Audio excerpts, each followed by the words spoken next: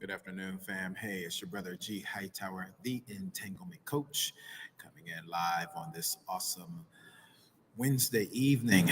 Listen, I came in really quick. This is just a pop up, fam, but this is really something on my heart because I've been studying a lot lately in this particular area on why so many of us who are single are in this perpetual state of remaining single.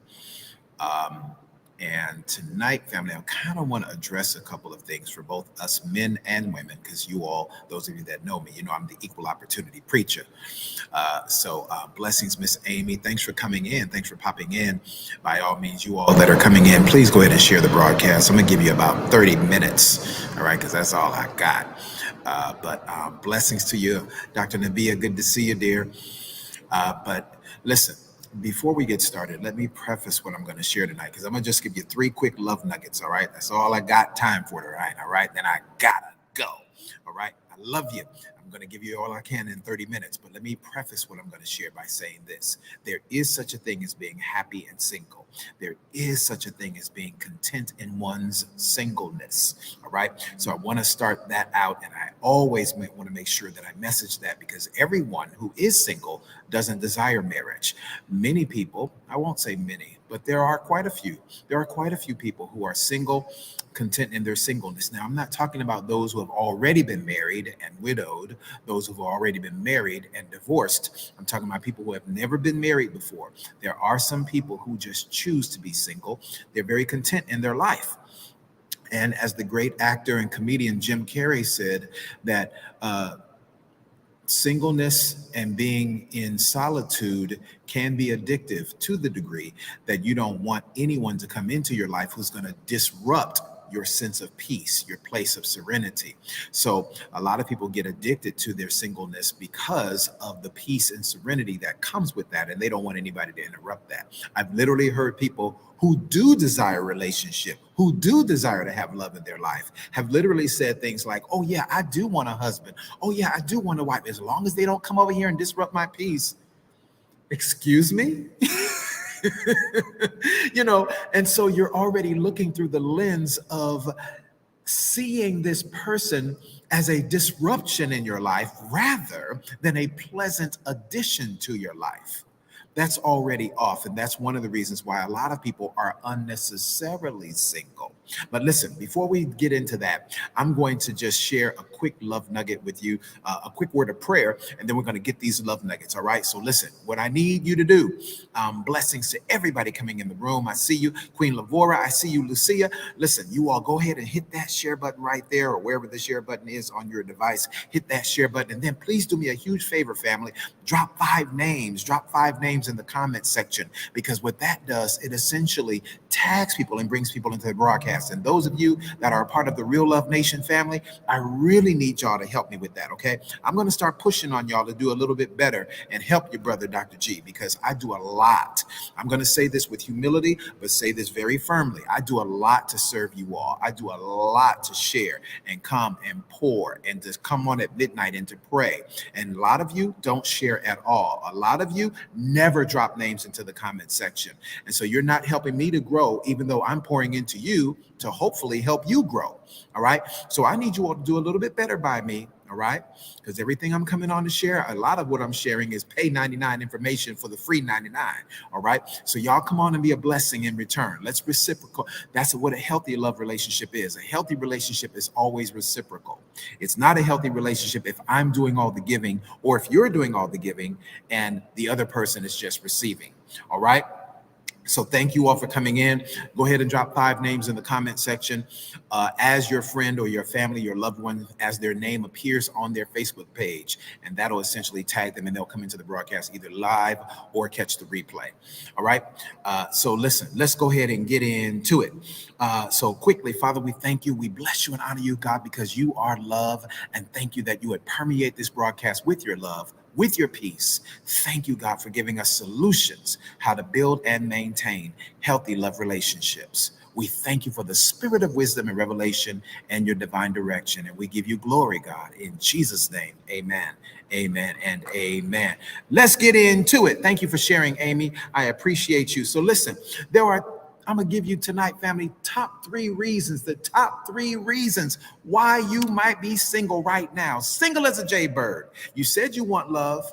You said you're a wife. Come on, brothers. You said you want a wife. You said you're a husband. You're looking for your wife, right? Come on, brothers. If you're like me, you're tired of being up in these single streets, singing the shy lights, talking about, have you seen her?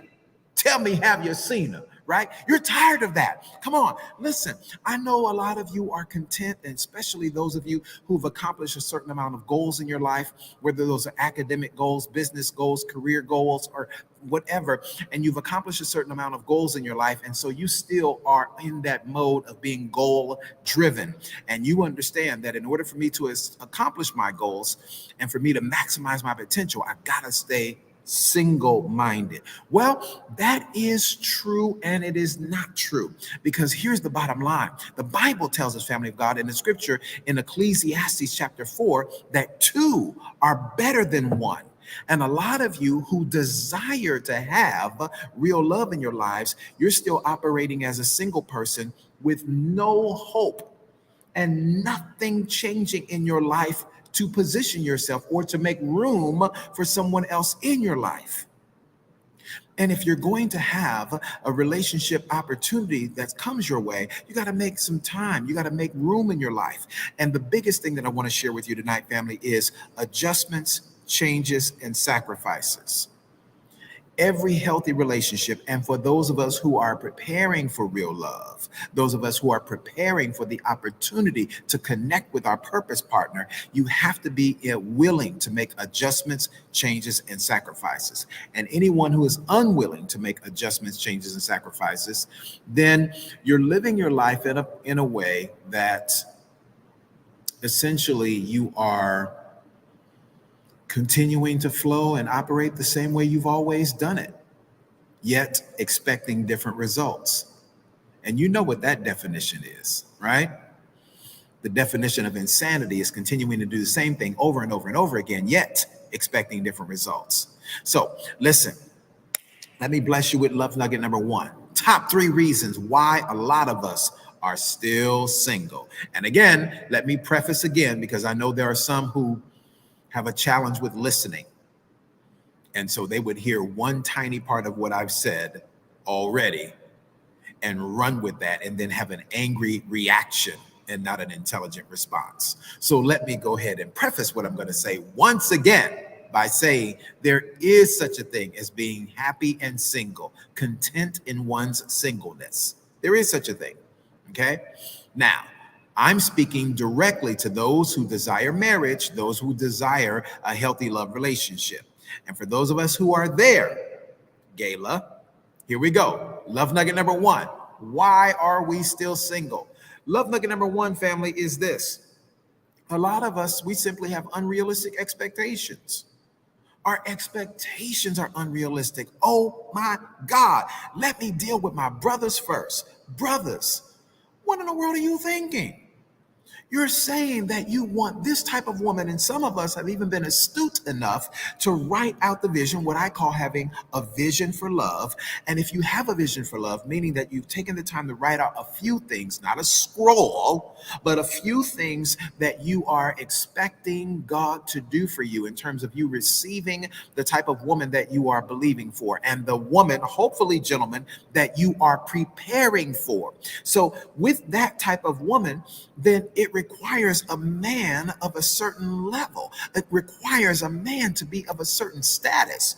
And I'm not talking about financial solely, gentlemen, although financial is a big part of it. But I'm not solely talking about financial. I'm talking about first and foremost, gentlemen. Principally, it is who you are spiritually, who you are intellectually, your ability, the level of your EQ, your emotional intelligence. A lot of us haven't even really worked on ourselves to the degree that we are emotionally intelligent, that we make ourselves emotionally available, because I believe every single human being who is of sound mind, we all have emotional intelligence. There's no one on the planet who lacks emotional intelligence. Again, if you are sober-minded, if you are of sound thinking. No human being on the planet lacks emotional intelligence. So y'all get rid of all that. Talking about these men ain't emotionally intelligent, Dr. G. That's some foolishness. No, for you to make blanket statements like that means you lack emotional intelligence. There's no human being on the planet that lacks emotional intelligence. It's simply one's willingness to be emotionally available. All right. But when we're talking about EQ, we're going to just kind of deal with emotional intelligence and emotional maturity. All right, let's talk about it from that standpoint. Blessings, Ariel, Miss Raquel, good to see you. Mia, good to see you. Thanks for coming in. All right, so Gayla, are you still there? Stay with me now. Watch this. Here it is. And I don't know what's going on with my numbers. Hamburger, this is so frustrating because I don't know why I have such limited numbers on this broadcast tonight. I don't know if it's a Wi-Fi issue. Let me take a pause real quick because I'm so excited. I've always got so much good content that I'm ready to share with you all. Let me take a pause and let me make sure that you all can hear me well and see me well, because if not, let me leave this pool area and let me go back to the pad so y'all can hear me. Let me make sure our reception is good Wi-Fi wise. Are you all good? Because my numbers should be triple what they are for this good topic that I've got here going.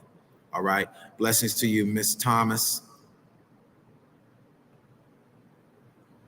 All right. I'm clear. Okay. Because y'all ain't talking back to her, brother.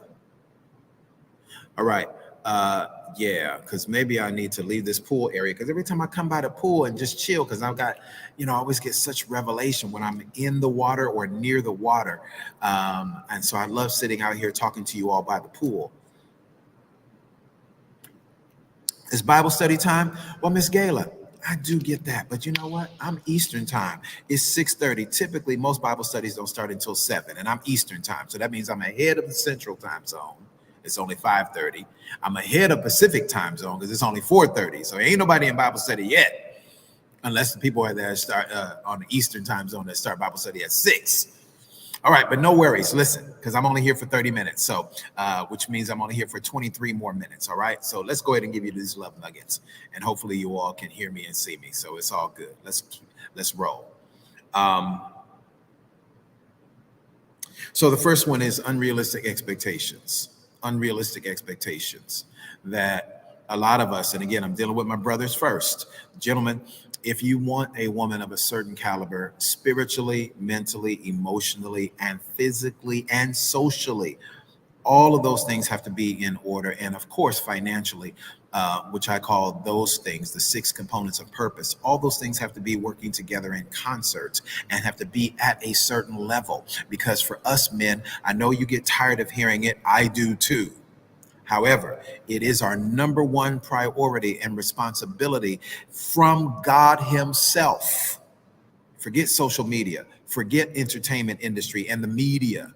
What God expects from us as His sons is that we show up being for that woman a provider. Watch this. She could be making $400,000 a year and you're making 120. You might be making 90 or 80,000 a year. But it doesn't matter. Listen, it doesn't matter if she makes more money than you. You just have to make sure that you have enough money to cover the fundamental needs of what you all have together as a household, as a family. If you're going to pursue a woman of a certain caliber, it doesn't mean that you have to make the same amount of money. Listen, Stedman Graham is with one of the richest women on the planet Earth, Oprah Winfrey. And he has never made as much money as she does. Okay. 25 years ago, I think they've been together 30 years now. 30 years ago when they got together, he didn't make as much money as she did. All right. He was making 6 figures and she was already making 8 figures. All right. So, and they've been together for 30 years.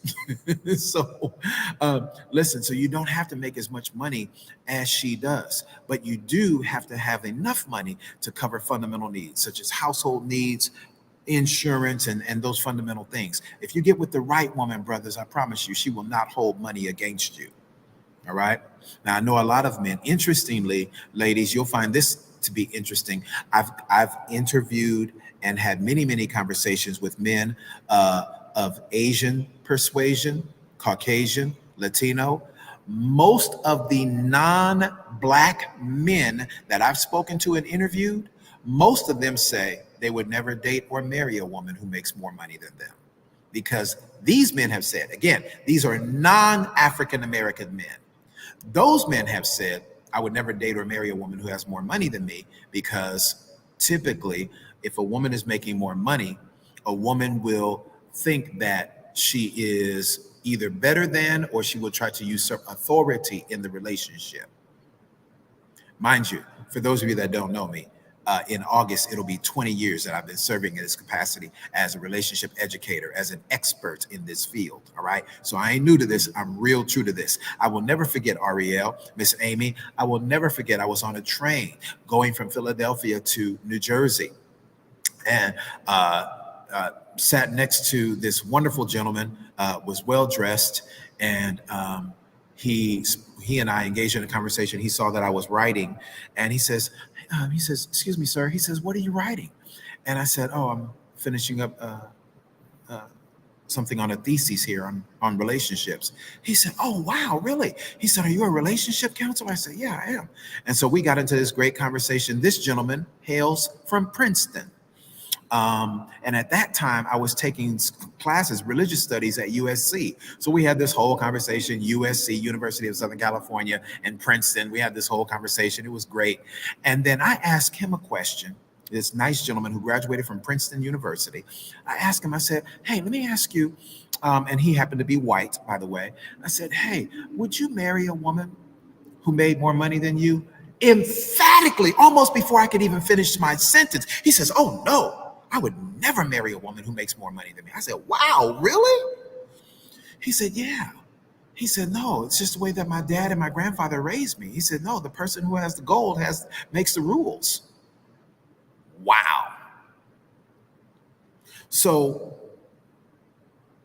that was a really interesting conversation. And needless to say, I've had many other conversations with many men, again, of white, Asian, Latino, and other persuasions. And most of them, not all, but most of them has said the same thing. Now, ladies, I know you would say, "Oh, that's just the male ego." No, actually, it's just reality. There are several of you awesome women who are exceptional. And no matter how much money you're making, as long as you know you have a man of godly character who works hard and does the best that he can, you would never have an issue with the fact that you made more money than he does. I personally know several women who are like that, but that is not the mass majority. That is the extreme minority. Okay? So I just wanted to introduce that piece. All right. So let's get into this. The expectations. Ladies, I want to come to you. I dealt with my brothers. Now, ladies, I'm coming to you. Your expectations. Ladies, once you get to a certain place in life, you have to readjust what your expectations are. When you get on the other side of 40, you can't have expectations like you were in your 20s or in your 30s. And when you get on the other side of 50, you definitely have to readjust your expectations. Now, many women will push back and say, "Oh, Dr. G, it's time out for women having to settle." Nobody's asking you to settle. We're asking you to be realistic. As my distant mentor, Dr. Susan Jeffers, published in her book all the way back in 1989, she listed 14 things that are barriers to intimacy with men and our husbands. And what Dr. Susan Jeffers said is the number one barrier to women building intimacy with their husbands or significant others, she said, our expectations are unrealistic. That's what Dr. Susan Jeffers said in 1989. There's another woman who I follow, Dr. Weber, and Dr. Weber published a book entitled Having Sex But Wanting Intimacy: Why Women Settle for One-Sided Relationships. And what Dr. Weber, who is also a PhD in psychology, what Dr. Weber noted was that women have a need for intimacy, but they often settle for sex. They often settle for one-sided relationships. And the reason why many women find themselves settling is because in earlier times in her life or in other situations in different seasons of her life, She bypassed good opportunities because she thought if I date that man or marry that man, that's going to be me settling. And when she really evaluated, she thought about it. She says, wow, that really wasn't me settling. That was me having a need to impress my family members or friends. Or because I looked at that man and I didn't see that he had the it factor. He didn't have enough swag. He didn't dress a certain way. He didn't drive a certain type of car. Or he wasn't a white collar figure, a white collar working class gentleman. He was a blue collar worker. And because that type of man would not make a good impression on my family members or friends, I chose to overlook that man to wait on a different type of man. Now that woman bypassed an opportunity to have a good quality man who would have loved the ground she walked on. She bypassed that man to go for the man who had the swag, to go for the man who drove the convertible or sitting on the SUV, riding on 24s, whatever. And she chose that gentleman over the good gentleman who would have been faithful to her, dedicated to her, would have built a great family with her. And so this is problematic. And so, ladies, when you go through those seasons in life, and now you find yourself on the other side of 35, on the other side of 40, and you're still wanting to build a family, on the other side of 40, still wanting to have certain things that you could have had in your 20s or certainly in your early 30s. Now it's becoming more and more of a challenge. So you have to readjust. You have to readjust your expectations. I dare not tell you to settle. I'm just saying to you, and I implore you as your brother who is an advocate for women and wanting to see you move into purpose and connect with your purpose partner. I am saying to you, ladies, I implore you to adjust your expectations. For women on the other side of 50, but you are 50 and fabulous, 50 and fit, 50 and beautiful and accomplished. You have to readjust your expectations. For example, if you are 50 plus, you may want to consider dating a man, marrying a man who's 5 to 7 years younger. Now, some of you can't even fathom that in your minds because, again, you're more concerned with family members and friends and how you will be viewed socially rather than connecting with someone who would love you and be a good purpose partner for you. But many of you, again, you're maintaining unrealistic expectations. You think that the perfect or the ideal marriage for you has to be someone who is your age or older. Boo, if you're 50 and fit and fabulous, do you really want a man who's in his 50s or 60s? No, you don't, because you desire to build a lifetime love with someone, right?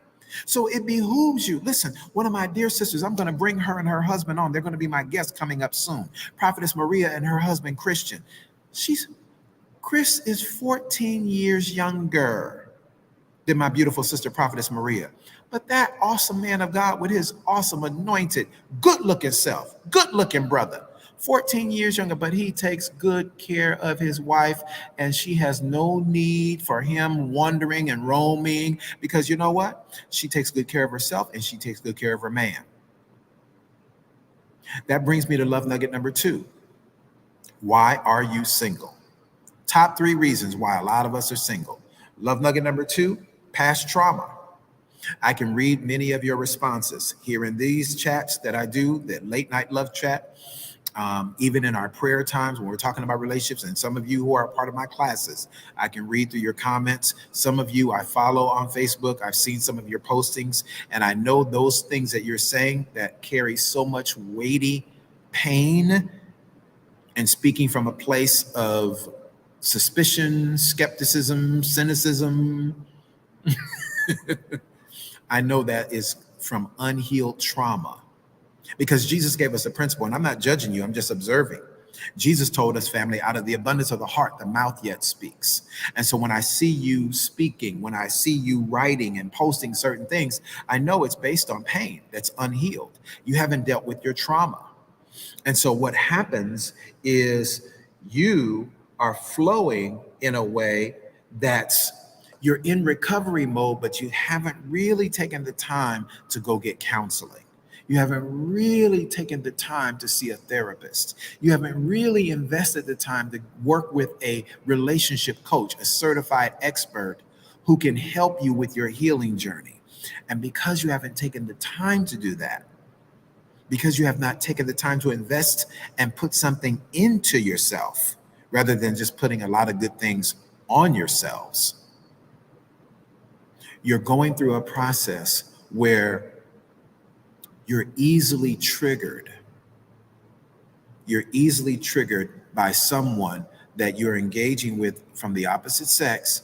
And in the dating process, you're easily triggered by certain words, certain actions, or the lack thereof. And so now those triggered moments causes overreactions. And so there is such a thing as taking the time to heal, number one, taking the time to acknowledge that you really are struggling with some past pain, and it's okay. It is okay. But the healing journey begins when we acknowledge that I actually do have pain.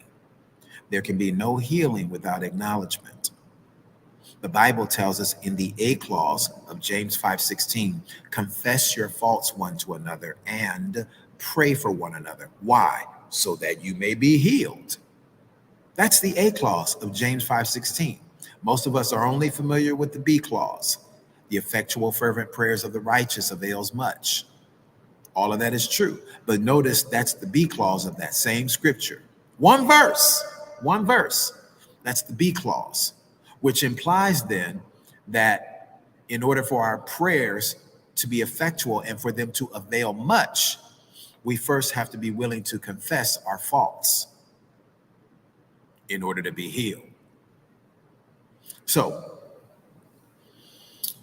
past pain, past trauma can cause us to be in a place where we are resistant to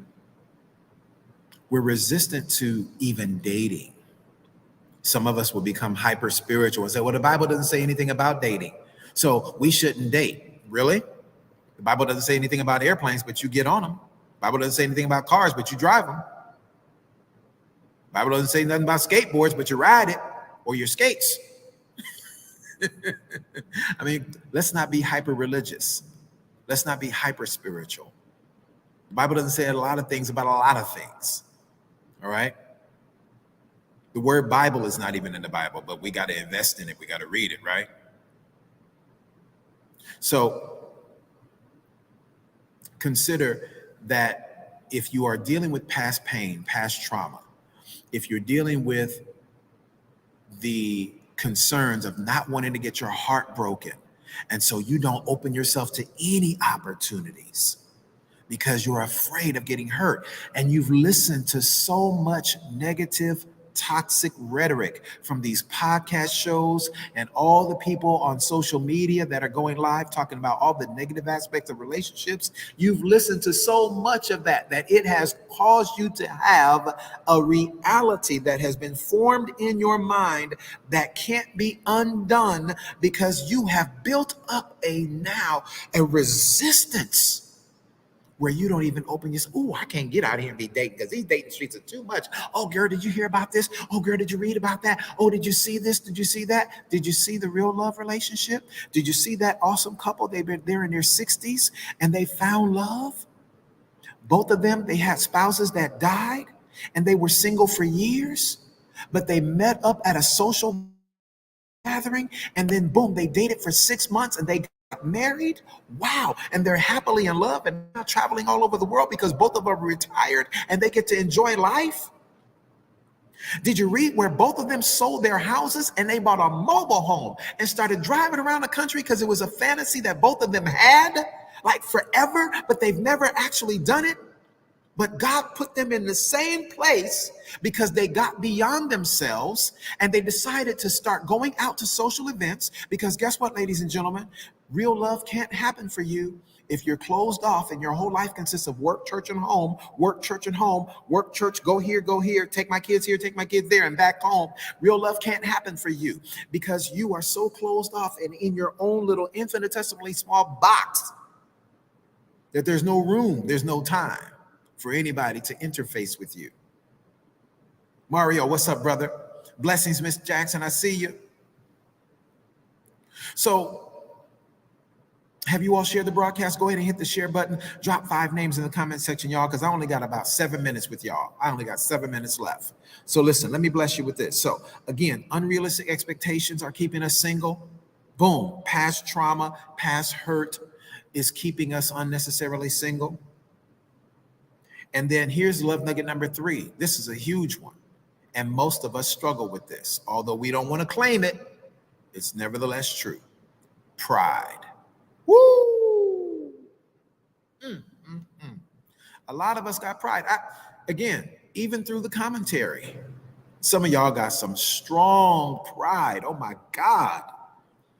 And the pride is kind of ties into our unrealistic expectations because we feel like we shouldn't have to settle for somebody. I cannot tell you the myriad of conversations, emails, inboxes that people send me, oftentimes of women, not only women, but oftentimes of women. I get it far more from women than men. Women who have a child or have children who say, I want a man who has no children. That's an unrealistic expectation. And it's pride. Like,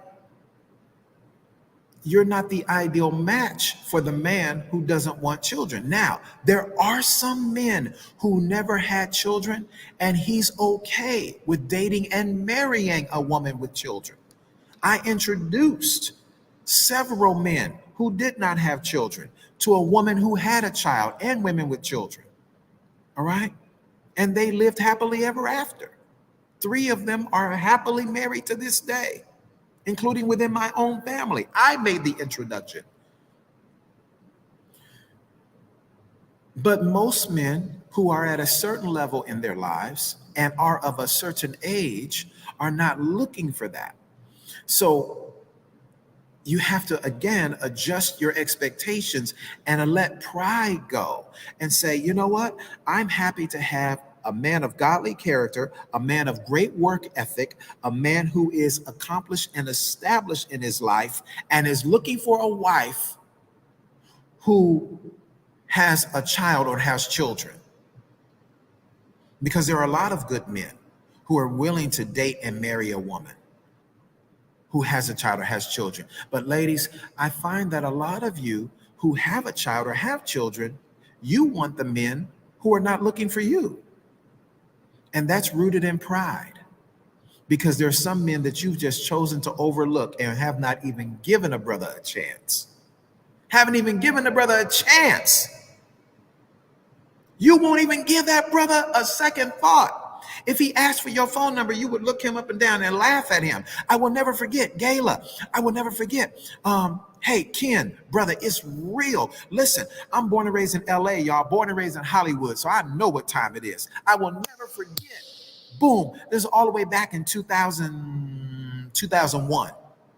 All the way back in 2001. At that time, watch this, Ken. Mario, this is going to bless y'all. I was driving a Ford Focus at that time, all right? Brand new Ford Focus. I was happy. Just got a new job. Boom. Got this nice little car. The payments, and I had to drive quite a ways back and forth to work. So this nice car, this was a gas saver. I was cool, right? I will never forget, every Wednesday at this time, Magic Johnson and Magic Johnson Starbucks in Ladera Heights in LA, which is an area, a very affluent area known as the Black Beverly Hills. Magic Johnson Starbucks used to host poetry night. I will never forget. Boom, I'm on the list tonight, and they had some bad poets, y'all. I was really super nervous because, I didn't really deserve to be on this list, but I was faithful to come every week, and so the lady just says, "Yeah, I'm gonna put you on." Boom, she put me down. I'm number 7 on the list. I will never forget. Now, those of you that have been to LA and been especially to this particular area, this particular Magic Johnson Starbucks in Ladera Heights is even where they filmed the movie Something New with Sanaa Lathan, who dates and ultimately marries this white man. So part of that movie was filmed at this same location, Starbucks in Ladera Heights. Shout out to the hood. So boom, I pull up and there's nothing at this Starbucks, because again, it's an affluent part of LA, nothing but Benzes, Range Rovers, Lexus, Beamers, you know, Escalades, nothing but those kind of cars sitting out front. I pull up in my Ford Focus. Watch this, Mario. Watch this, Brother Ken. I pull up in my Ford Focus. And when I got out, there was a group of beautiful women, model-esque type of sisters, beautiful, tall, fit, got it going on. I got up, boom, got on my car, said, good evening, ladies, how you doing? And they all turned at me and looked at my car. It was like, and none of them said hello to me. They didn't even say hello. They looked at me, looked at my car like, girl, please, okay? Girl, please, he need to go kill himself. I know he ain't speaking to me. Okay? Oh, I know he ain't speaking to me, honey. You just got out of a Ford Focus. Okay, girl, please, he need to get another CAR, okay? Didn't even say hello to me. No problem. Boom. I'm cool. I was like, wow, put your face together, G. It's all good. Boom. Go up here, do your thing. Bam. So I get up there. I'm number 7 on the list. And I dropped this cold poetic piece called Appreciate Before It's Too Late. And I will never forget that particular night. It was crazy. There were some celebs that were in the audience. And I'm so glad I didn't see them before I took that mic, because I would have been super nervous, including a legendary man, the late, great Bernie Casey. Bernie Casey was an awesome football player back in the day, way back in the day, in my dad's era. But he was also an actor, a great actor, played in a lot of the black exploitation movies. Phenomenal gentleman, God rest his soul. But he was in the audience. And when I laid that poem down, Appreciate Before It's Too Late. And when I laid that piece down, I got a standing ovation, y'all. It was off the chain. And I mean, it was just incredible. And there were several people who literally came up to me and was asking for my autograph. Oh my God, where's your next appearance? And I'm like, I don't have another appearance. Oh my God, this is like only my first time here. And I had been to some underground poetry spots, so I had built up my little confidence before I go to this major spot at Magic Johnson's Starbucks, right? So boom, people are asking for my autographs. And do you know 2 of the young ladies who were in that group who didn't even speak to me, didn't even say hello? They had the nerve to come over and start talking to me. And one of them, honest to God, one of them literally wanted my phone number. Look at my face. Baby, if I gave her my phone number, y'all gave her your phone number. You know it didn't happen. And because I knew it was just all about, oh, now you see what I do. And you see like, oh, okay, he got it going on. Oh, okay, no, I'm still the brother who pulled up just an hour ago in my Ford Focus, who you didn't even want to say hello to. And I wasn't trying to get your phone number, boo, but you sure ain't getting mine. Deuces sideways. All right. So listen, pride can literally eliminate a lot of opportunities. And so a lot of us, we just need to readjust. All right. Real love is there for you. Real love is possible, but you have to make some adjustments. For those ladies who are on the, I got to have a man 6-figure or 7-figure wall. Okay. Be a match for him. Now, I know there's a lot of ladies, a lot of my sisters are doing extremely well in business, doing very well, 6- and 7-figure earners. I even know a couple of my sisters are 8-figure earners, doing extremely well. But you may need to adjust, because for us men, your money don't matter to us. Your money does not matter, hunty. The world told you that you got to have all of this. The world told you got to have multiple degrees. For us, when we're looking for a wife, none of those things are at the top of our list. There is no man that I know personally, a man of godly character, a man of strong work ethic, a man who is creative and got it going on, a man who has a tremendous sense of purpose. There's no man that I know that on the top 5 things of his list that he's looking for in a wife, no man that I know that says how much money she makes and her educational background are essential to me. We just want a woman who's intelligent, a woman who can communicate very well, and a woman who is agreeable, a woman who knows how to take what a man gives her and bring increase to that. But we ain't studying how much money you make, hunty.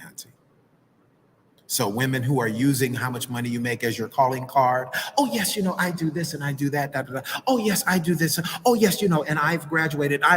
Did you know that I was summa cum laude graduate? I was the valedictorian. Like, oh, wonderful.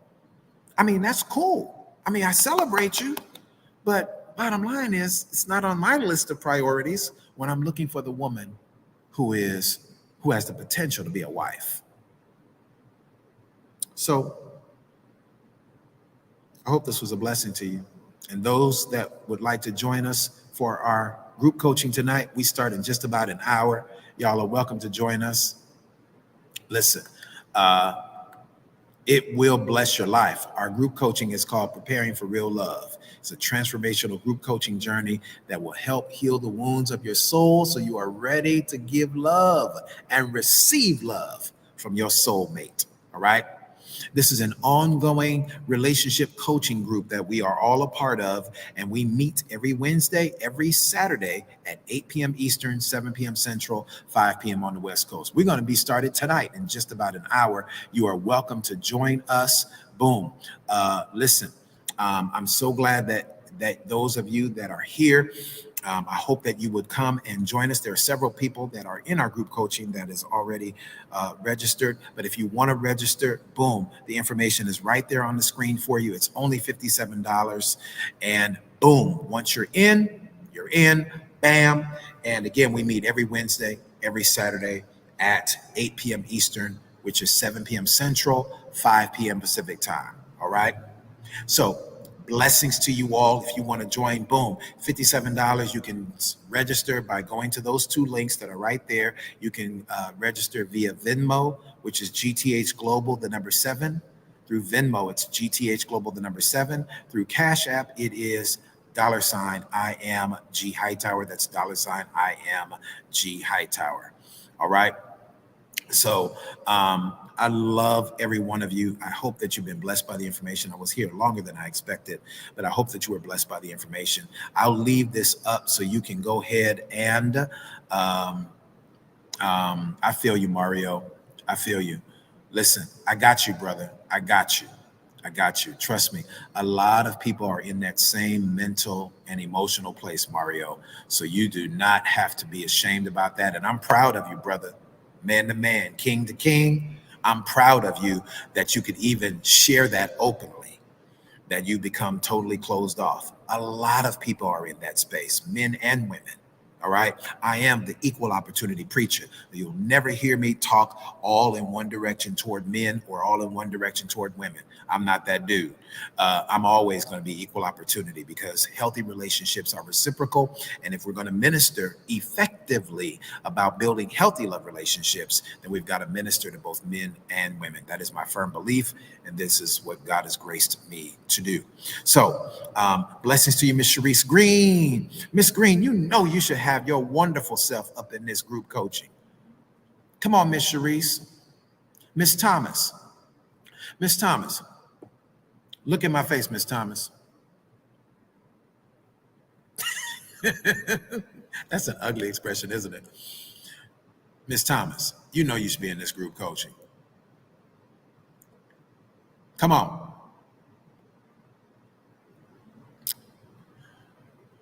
Who else is in here? Hamburger. Y'all was somebody said, Dr. G, can you spit a couple of the bars of that poetic piece? I'll give y'all that another time. I'll give y'all that another time. I'll come in and we'll do a little Love Jones special. Late night Love Jones. Who am I? It's not important. But they call me Dr. G, the king of the night. All right, y'all, I got to go. Love you. Abundant blessings to you. Again, if you want to register, all the information is right there on the screen. All you have to do is register, boom, by clicking those links. Either it's only $57 to IMG Hightower through Cash App or Venmo.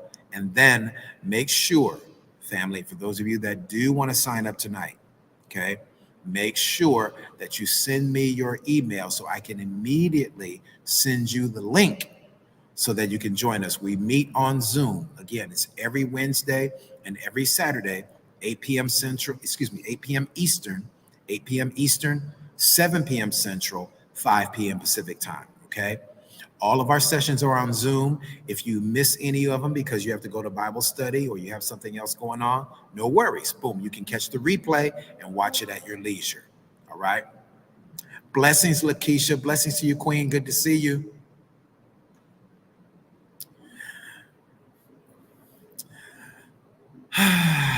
All right, fam. So blessings on you. NW. I'm glad that's NW and not NWA.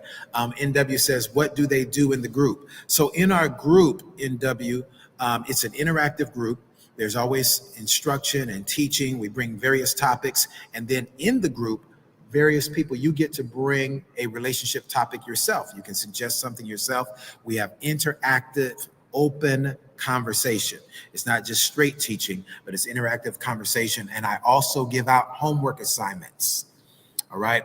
And so, there's a couple of people. Then I give out homework assignments. One of our assignments was that you have to go out and you have to put yourself in a social environment to interact intentionally with somebody. So one of our great classmates won $25 because she went out, put herself in a social environment, and actually went out on a coffee date with a gentleman.